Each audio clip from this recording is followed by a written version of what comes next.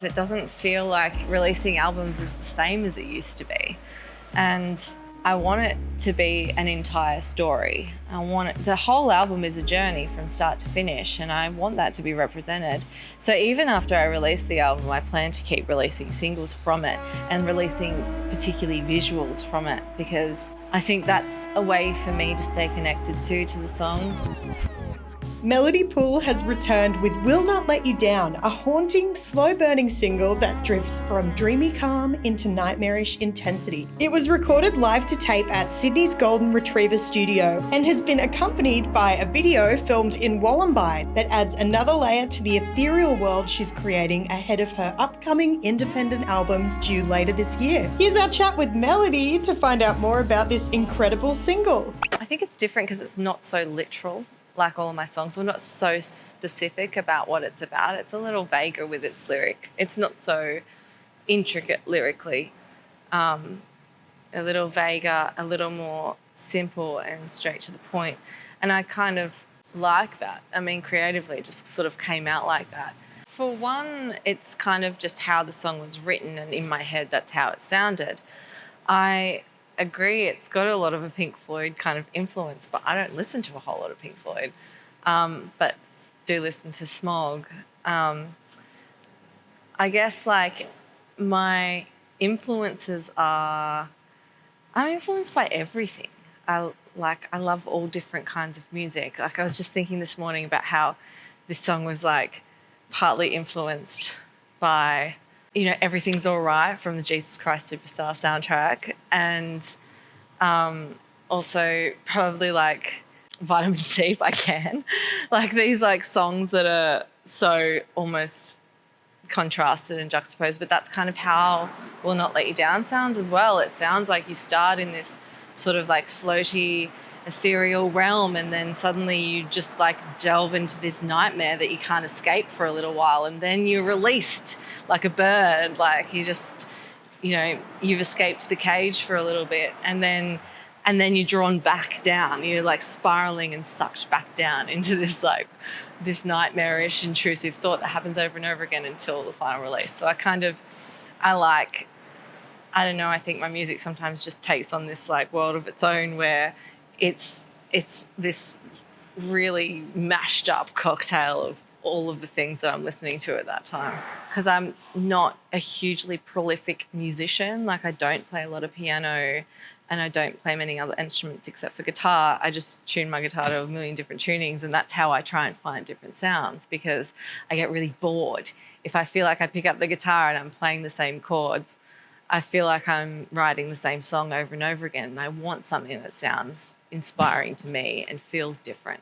So sometimes if I'm feeling a little stuck, it helps to change up tuning chords. Like Will Not Let You Down actually was in just an open D tuning, which I've written a lot of my songs in, but was so sick of the same chords that I play in the open D tuning that I was like, I need to try and find some other, you know, shapes and chords throughout this and patterns in this tuning. Yeah. The studio is its own character in this whole album, and I don't think we specifically chose that studio because of that. It just sort of became that because we were recording to tape, so recording onto 6-inch 24-track tape on this beautiful Studer tape machine that's been so well maintained at Golden Retriever Studios. Simon, who runs it, is amazing and has incredible, beautiful gear that he maintains beautifully. And so the energy of that itself, I think, feeds that studio. You can hear that in the sound. And we kind of wanted to stick as much to recording it to tape as we could. We didn't really want to go, because you've got, 40 minutes on a roller tape, 35 minutes or something on a roller tape. So we get 3 takes of playing live in the studio. And if you don't get the take, you know, you're playing it back, you're downloading the tape onto the computer so that you can play over it again and go for another 30 minutes. So that takes time, and you use up time in the studio by doing that. And so when you have 35 minutes and you have 12 songs and not a lot of days in the studio, you want to get that take in the 35 minutes that you've got. So when you're all in the room together as well, and suddenly like everyone's playing 10 to 20% better because they're all like, I do not want to be the one that messes up this take. This is a perfect take. And we're all in this room together. If I mess this up, it's going to be heard in that microphone over there. So it's like this tension, but then you've got this incredible connection and energy between musicians because you're really banking on each other to make the song work so that you can get the work done in the time frame that you need. And I think that's how it kind of becomes a character, is that you're a slave to the tape. I loved it because I get really obsessive and I can be a perfectionist, and it actually just doesn't work well for me with recording to be a perfectionist because you lose a lot of character when you do things over and over again and trying to get them perfect. And suddenly when it sounds perfect, it's got no character whatsoever and you feel like that's just a robot singing back to you. And so when you're recording to tape, you've got to embrace the character and you've got to embrace the little things that you don't love about your voice or that you've messed up on guitar or that, you know, I kind of loved the surrender and having to be in the moment to get it, which is like what you love about live performance. And what I love about songwriting is being able to be in the moment with something and not obsess over it. Because I feel like when I obsess over it, I get a worse result. If there's this sense of urgency and I have this pressure that I cannot be a perfectionist about this, I've just got to be in the moment and get it, you know, represent the song it needs to be the way it needs to be represented, then it's heaps more fun. It's heaps easier for me. We wanted to be rehearsed enough so that we all knew the song really well and we didn't feel like we were like learning the song in studio and wasting time on the tape. So we all knew the songs really well, which is great because it gives a little bit of freedom to interpret things and to have, I don't know, more feel with it and improvise a little bit more, which we did especially on Will Not Let You Down at the end, because the demo for Will Not Let You Down was much shorter. It didn't have that really long outro. But when we had this incredible band, we just kept saying to CJ, you can do weirder. Like, keep getting weirder. Yeah, just go for it. And I don't know, I think it helps you latch onto the essence of each other and the song. Yeah, when we were putting this band together for the record, yeah, we just had this thing of, I think CJ will get it. And he's a really, you know, when you're in a recording studio as well, you want to be in the presence of people that are really nice presences to be around and calm presence that doesn't feel invasive but can also just be free to be creative. And CJ is perfect like that because he's really just a monster guitarist. And when he's really in the zone as well, he captures something really magic and he is so creative.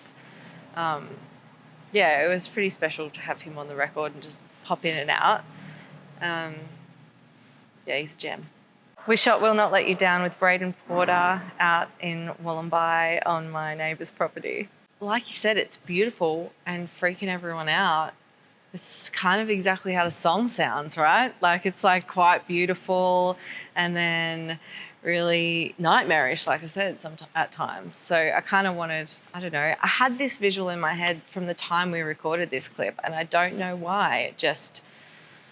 It was just a field and like ritualistic dancing in a field and circular shapes, and water was a big part of it as well, and you know, skin, and that's kind of just how I wanted it to be presented. And I hadn't actually really thought about Picnic at Hanging Rock and Midsummer and all of those things until I was trying to pinpoint what the visuals were in my head, because I had these visuals in my head and I just felt white.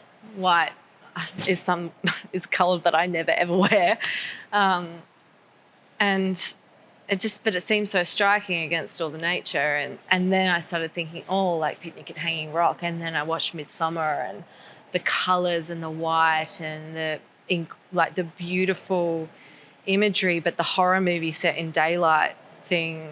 It was really all kind of tying in together and speaking to me. And So I had this idea for the clip in my head for 2 years.